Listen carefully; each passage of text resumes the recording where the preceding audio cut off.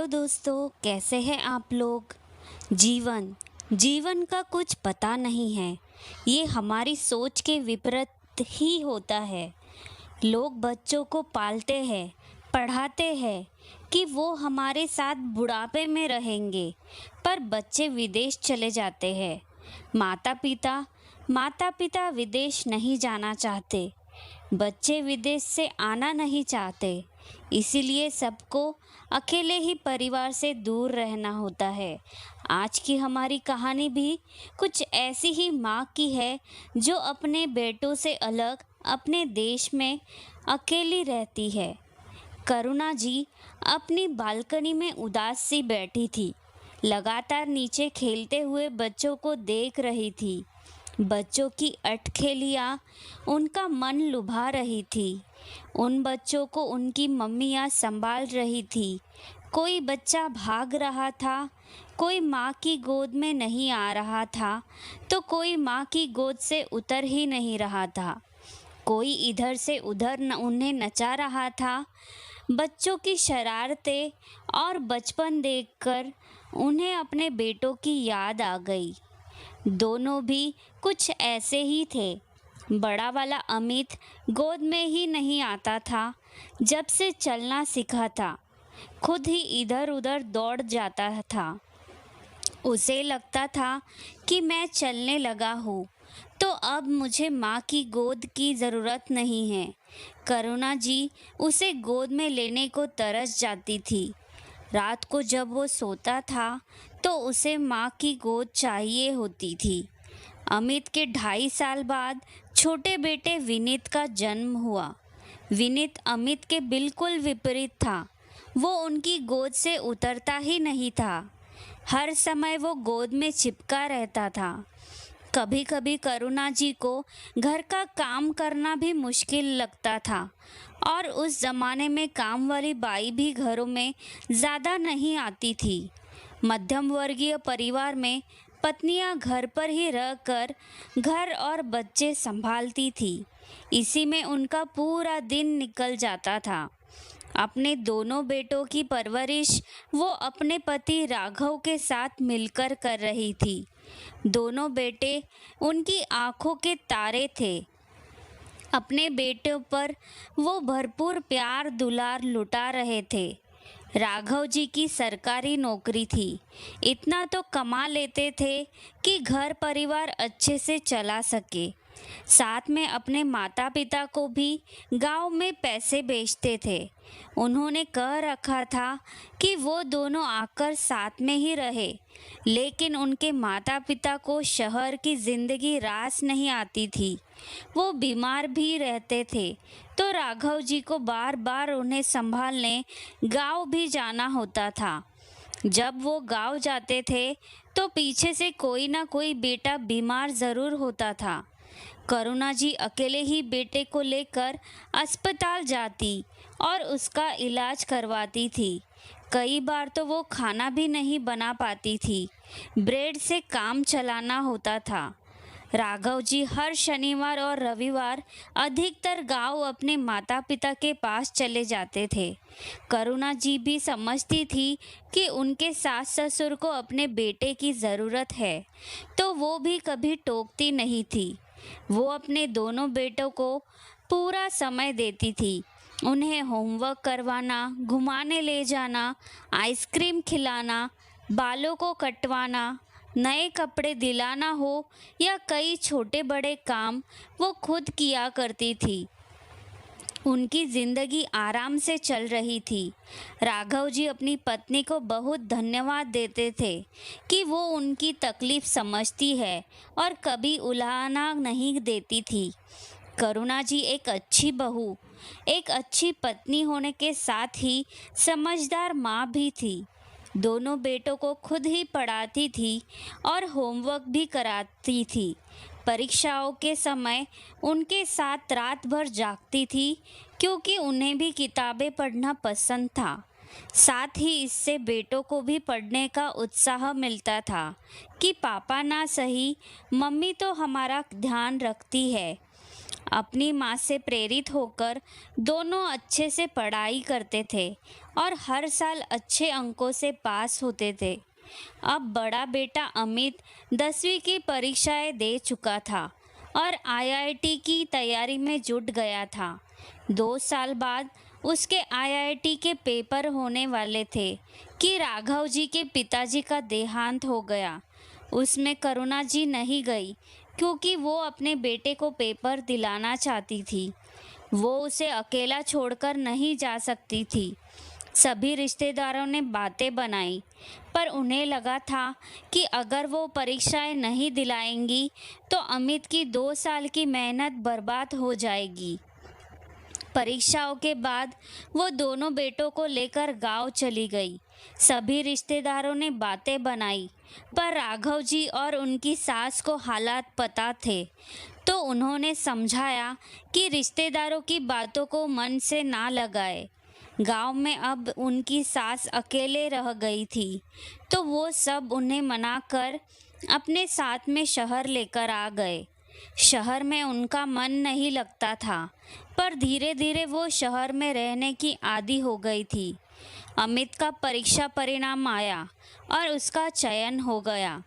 अब उसे पढ़ने के लिए बाहर भेजना था। अमित को उसके कॉलेज में एडमिशन करवा के राघव जी वापस आ गए।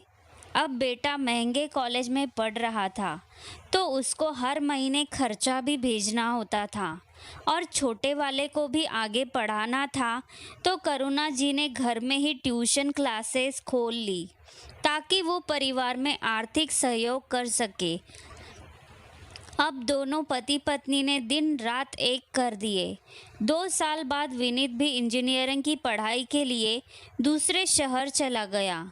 अब दोनों का खर्च उठाना भारी पड़ रहा था, तो उन्होंने बच्चों के कमरों को पीजी में बदल दिया। इससे आमदनी होने लगी। दोनों बेटे पढ़ लिख कर अपने पैरों पर खड़े हो गए, लेकिन उसके लिए राघव जी और करुणा जी ने बहुत तपस्या की थी। ट्यूशन और पीजी के साथ करुणा जी को अपने गहने भी बेचने पड़े थे। उन्होंने वो भी बेच दिए। सब उनकी किस्मत की सराहना करते थे कि 2 बेटे हैं, बेटी नहीं है। करुणा जी तो बुढ़ापे में बहुओं और पोते पोतियों से घिरी हुई रहेगी। इनका जीवन तो बहुत ही अच्छा होगा। 2 काबिल बेटे राघव जी और करुणा जी का बुढ़ापा का सहारा बनेंगे। अमित की नौकरी लग चुकी थी और रिश्ते आने लगे थे। अच्छी नौकरी थी, तो अमीर घराने से बहुत रिश्ते आ रहे थे। करुणा जी और राघव जी को अमित के लिए रचना बहुत पसंद आई थी। दोनों की सगाई हो गई। अमित और रचना में जब भी बातचीत होती थी, तो रचना यही कहती थी, आपने विदेश में नौकरी के लिए कोशिश क्यों नहीं की? वहाँ तो आपको बहुत अच्छे पैकेज पर नौकरी मिल जाएगी। वहाँ आज़ादी भी है और बहुत सारा पैसा भी है। रचना, मेरे मम्मी पापा ने मेरी पढ़ाई और करियर के लिए बहुत कष्ट झेले हैं, तो मैं यहीं पर उनके साथ में रहना चाहता हूँ। मैं विदेश नहीं जाना चाहता। पर रचना का सपना था कि वो इतने अच्छे पढ़े लिखे पति को विदेश लेकर जाकर ही मानेंगी। रचना और अमित की शादी हो जाती है। दोनों एक दूसरे से बहुत प्यार करते हैं, पर रचना रोज़ अमित को किसी न किसी बहाने विदेश के सपने दिखाती थी। एक बार कोशिश तो करो। अमित ने आवेदन कर दिया और उसे बहुत अच्छे पैकेज पर नौकरी भी मिल गई। 1-2 साल चल कर देखते हैं, जल्दी ही हम वापस आ जाएंगे। रचना ने जोर डाला, तो अमित ने कहा कि फिर मम्मी पापा के पास में कौन रहेगा? मम्मी पापा के पास विनीत भैया है। हम 1-2 साल में वापस आ जाएंगे। अमित विदेश जाने को तैयार हो जाता है और अब छोटे भाई विनीत की भी नौकरी लग जाती है। उसकी शादी भी हो जाती है।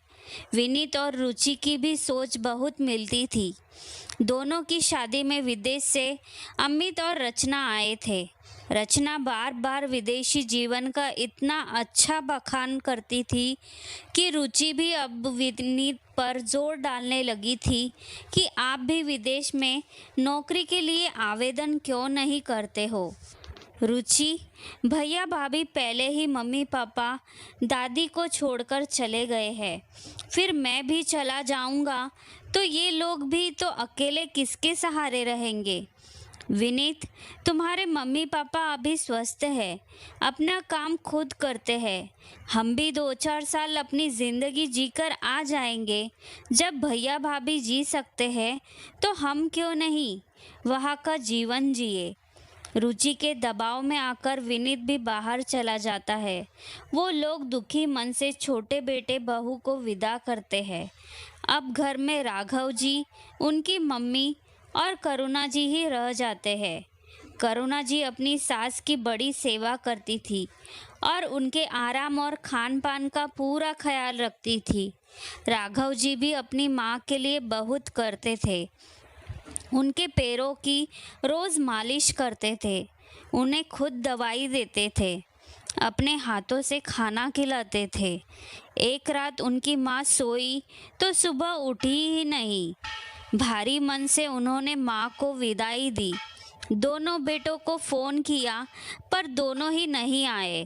पापा, विदेश से आना इतना आसान नहीं है और साथ में आने जाने का भी किराया लगता है, अमित ने कहकर फ़ोन रख दिया।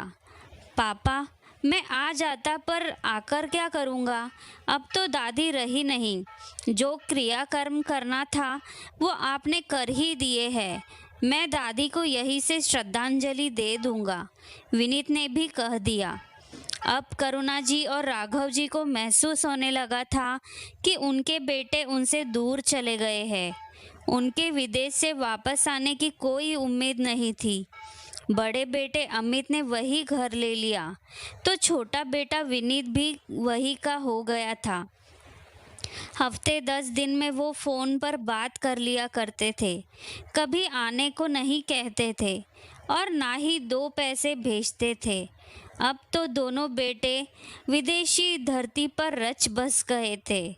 जब रचना गर्भवती हुई तो करुणा जी ने अमित को इतना बोला कि वो बहू को डिलीवरी के लिए यहाँ पर ले आए, पर अमित ने कहा, मम्मी हमें अब यहीं रहना है, डिलीवरी यहीं पर होगी तो इस देश की नागरिकता आसानी से मिल जाएगी, वरना बाद में बच्चों को परेशानी होगी।